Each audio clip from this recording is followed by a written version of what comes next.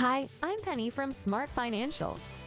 Let's learn about commercial property insurance and how it works. Commercial property insurance covers the cost of repairing or replacing your business equipment, including machinery, inventory, and office furniture. If you own or lease a commercial building, like an office or warehouse, then this type of insurance can cover damages to the structure. As an example, let's say you own a restaurant with a kitchen equipped with industrial ovens and high-quality cookware. A kitchen fire damages half of your kitchen and your refrigerated inventory.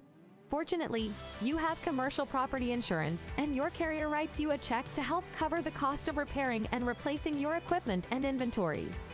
Without commercial property insurance, you'd have to pay completely out of pocket for these losses.